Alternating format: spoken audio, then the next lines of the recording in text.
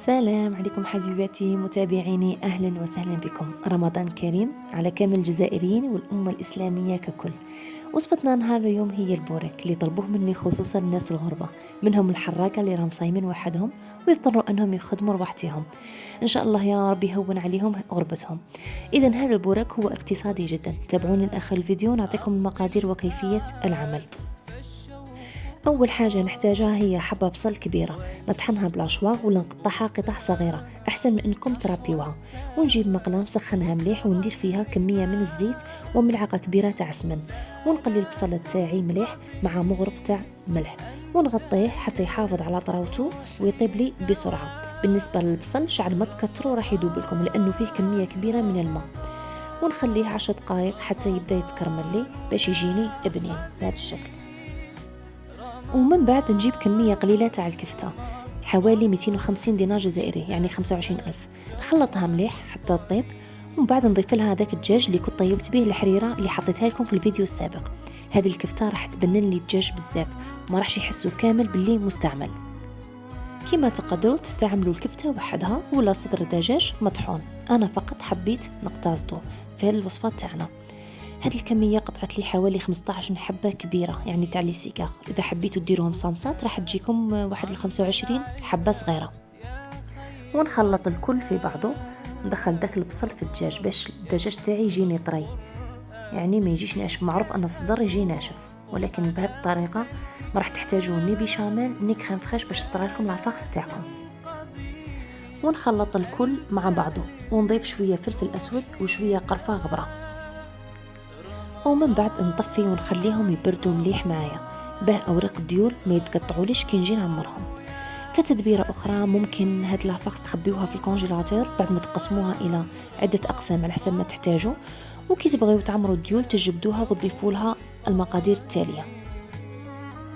بعد ما بردت لافاكس تاعي قطعت كميه مليحه تاع معدنوس وشويه زيتون اخضر مع شويه فرماج على حساب الحاجه وزوج حبات بيض، نروح نقليهم ولكن ما نشفهمش بزاف.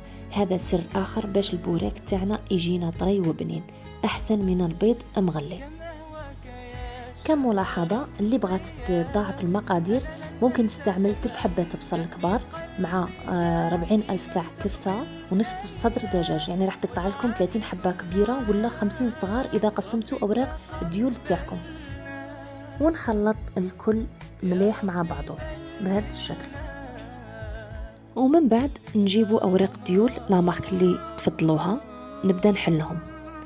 راح نبدا لكم بالحبه كبيره، نحط كميه تاع الجبن من تحت، وندير مغرف كبيره تاع لافاكس بشكل طولي، ومن بعد نزيد شويه تاني تاع فرماج من الفوق الكميه اللي تبغيو، ونقفل من اليمين ومن اليسار، ومن بعد نغلق وندور ونزير يدي شويه باش تجيني الحبه متحوفه.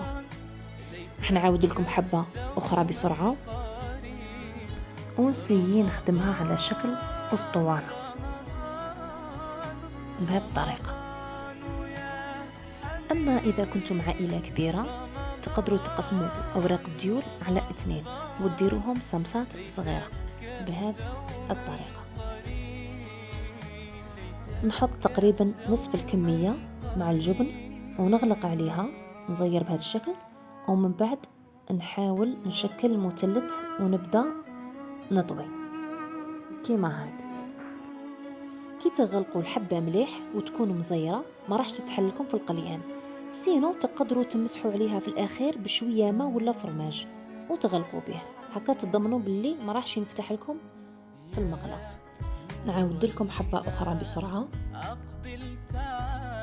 كملاحظة أخرى تقدروا تعمروا كمية تاع 3 أيام وتحطوها في الفريجيدير، تحطوها في بورتمونجي تغطيوها مليح يعني ما راح يصرى لها والو، وكل يوم تجبدوا الكمية اللي تحتاجوا تقليوها ولا تحطوها في الفرن تتحمر مع شوية سمن وزبدة.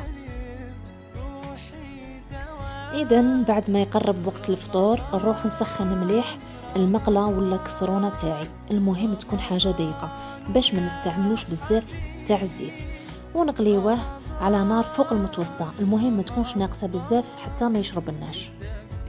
في الحقيقة هو البوراك لازم توقفوا عليه ما راحش يديلكم بزاف وقت مادام الزيت تاعكم سخونه، وتقلبوه على الجهتين حتى يتحمر مليح وتتحصلوا على اللون الذهبي والقرمشه الرائعه. إذا عزيزاتي أحبائي، كانت هذه هي وصفتنا الاقتصادية تاع البوراك لنهار اليوم. إن شاء الله يا رب كان كل شيء واضح وكانت فيديو تاعي خفيفة عليكم. إذا عجبتكم وجربتوها ما تنسوش تخليوا لي تعليقاتكم، والسلام عليكم وصحة فطوركم.